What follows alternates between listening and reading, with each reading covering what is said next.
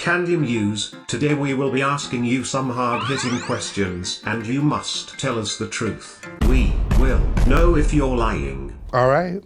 Do you swear to spill all the tea? I swear to spill some of the tea, not all the tea. So help me, yes God.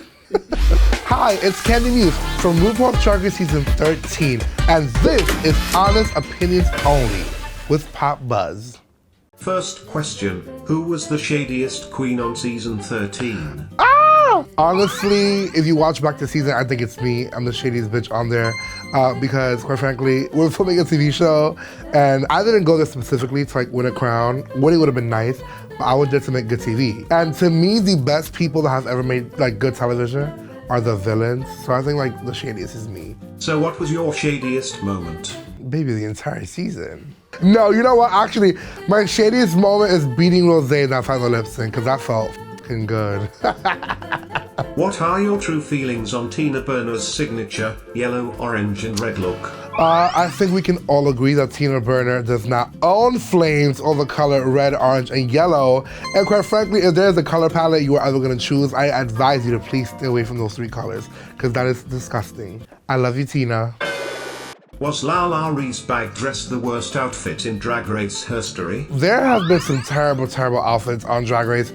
I'm gonna say no, only because she made the outfit there. If you watch the season, all the way to the semi-final episode, it was the Pockets Runway, where I had the unfortunate privilege of stomping down the runway in one of the most hideous, heinous outfits that there's ever been on Drag Race, and I bought that there, so I think Lala's safe. Your Beast Couture look raised some eyebrows on the show.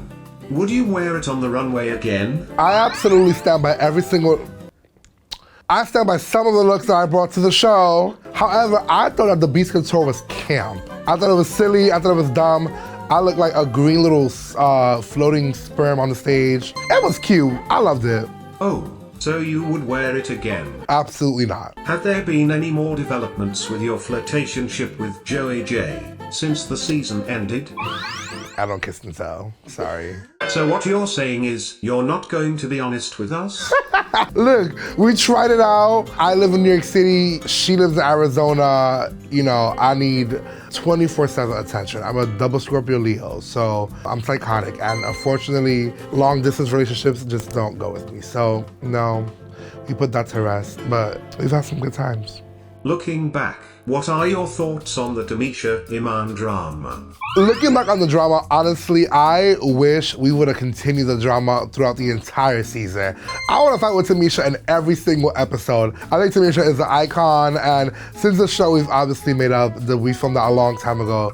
But if we were to get called back for another season, I hope that I get called back with Tamisha, because there was no one on that season that was a bad bitch enough to fight with me more than Tamisha.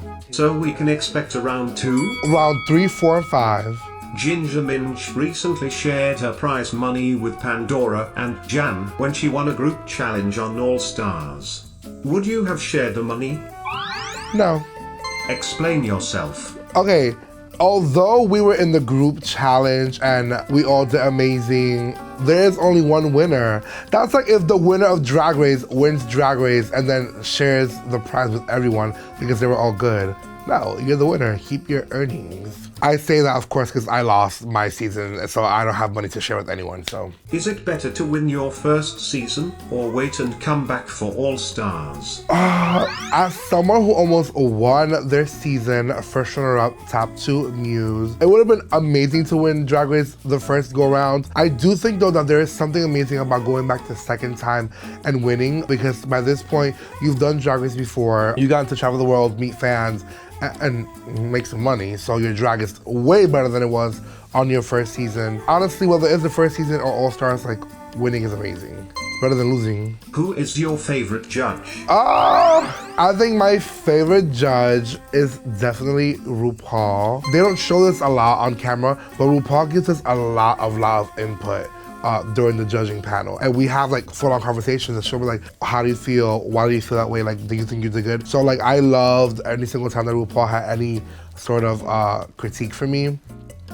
Olive. What was the best piece of advice that RuPaul gave you? This didn't air, and it's not necessarily a piece of advice, but it was something that she told me. It was during the Lucky episode. It was the last episode before the grand finale. She looked at me and she was like, I am obsessed with you. I would hire you in a heartbeat.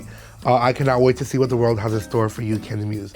And that to me was just like the golden ticket. You know, at that point, win, lose, draw, whatever, I had gotten the stamp of approval from RuPaul.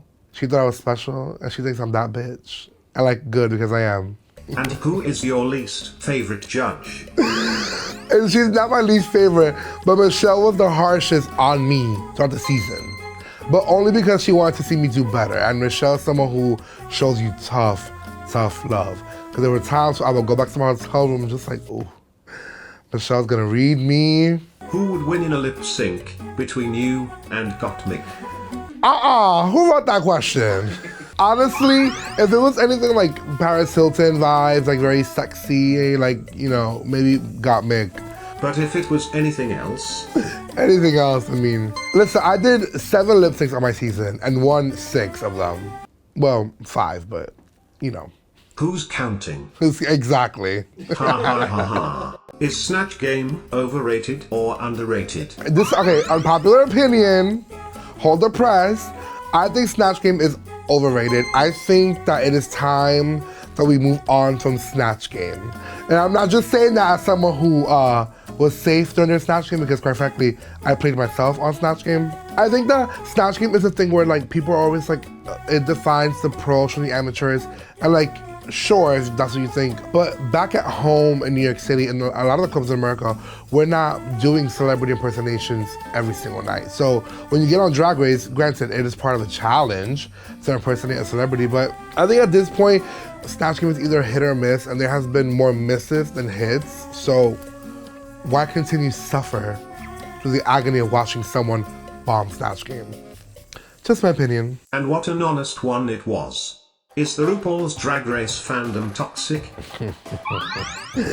As someone who has had a love and hate relationship with the Drag Race fandom throughout my season, I think that they can be a little toxic. And that's not taken away from all the love, because there are a lot of fans who are very supportive and love what we do and appreciate what we do.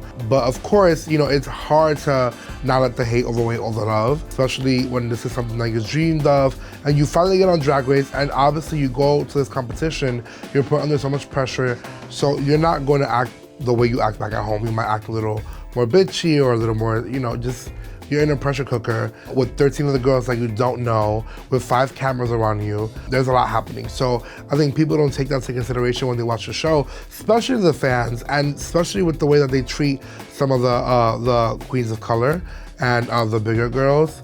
So I think that we need to learn how to just appreciate Drag Race for what it is. I remember watching Drag Race during season 1, 2, 3, and 4, and not ever thinking to myself, oh, let me go on someone's MySpace, 2009, 2010. Let me go on someone's MySpace and send them hate. Like, I don't get that mentality. So I just think we need to just, you know, learn to love and appreciate. Would you ever wear an H&M dress on the runway? I don't know about an H&M dress, but I did wear a Fashion Nova dress during the Bossy Rossi challenge with Simone. A few people clocked it on Twitter, and they were like, oh, well, how come Kandy Muse gets away with wearing that? Like, because Kandy Muse is Kandy Muse, maybe. But I mean, listen, if H&M is what you can afford, wear the H&M. When I first started drag, I was wearing thrift store clothing, and ain't no one can tell me nothing. It's about the way you dress it up and, you know, make it look good. Now, y'all know that Mother Ru and Michelle are looking for perfection on the runway, so if RuPaul yells at you for wearing an H&M dress, baby, that's on you. H&M dress or your Beast Couture look? You know what? My Beast Couture look didn't get RuPaul upset. In fact, they got a chuckle. So, the Beast Couture. If you had to nominate one Drag Race queen to replace RuPaul as head judge, who would it be and why? Okay, first of all, I would love to host my own RuPaul's Drag Race. Maybe Drag Race the Caribbean, you know, something like that. But if I had to pick one, okay, can I pick 3? I'll allow it. I would pick between Bob the Drag Queen, Alaska, and Bianca Del Rio.